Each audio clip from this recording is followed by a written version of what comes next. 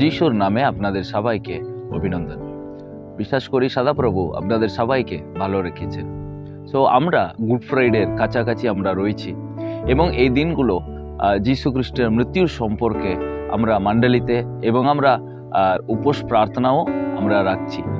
কিন্তু এটা মনে রাখতে হবে আর যীশু খ্রিস্টের ক্রুশবিদ্ধ জিনিস আমাদেরকে দেখায় তার বহুমূল্য একটা প্রেম।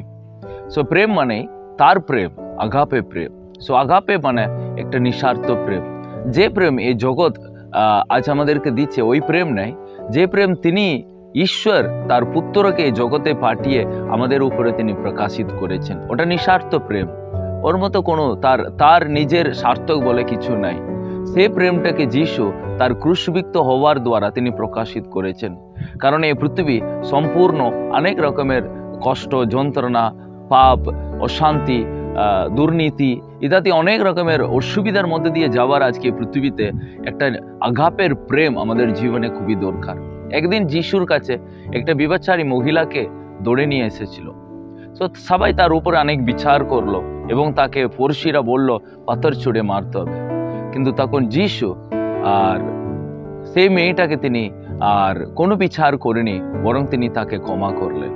যখন পুস্তকাতিয়ায় 8 সেখানে দুটো পদ যিশু পরিষ্কার বুঝিয়ে বললেন, 11 এবং 12 পদ। সে বলল, কেউ না প্রভু। যিশু বললেন, আমি তোমাকে শাস্তি দেব না, যাও আর কখনো পাপ করো না। যিশু আবার লোকদের সম্বোধন করে বললেন, আমি জগতের জ্যোতি। যে আমার অনুসরণ করে সে অন্ধকারে ঘুরে বেড়াবে না। আমার কোনো অনুসারী অন্ধকারে ঘুরে বেড়াবে না, সে লাভ করবে জীবনের জ্যোতি। সো যিশু আর সেই মেয়েটাকে তিনি দোষী করেনি, বরং তিনি তাকে ক্ষমা করলেন।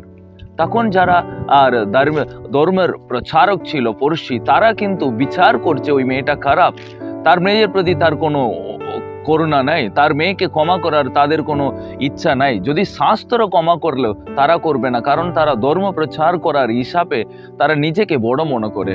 আজকে পৃথিবী আপনাকে খারাপ হিসাবে চোখে দেখবে, আপনাকে সবসময় বিচার করবে। কিন্তু এখানে আগাপে প্রেম যিশু এই মেয়েটাকে তিনি ক্ষমা করছেন। তিনি বলছেন, তোমাকে আমিও আর শাস্তি দেব না, তুমি যাও আর কখনো পাপ করবে না।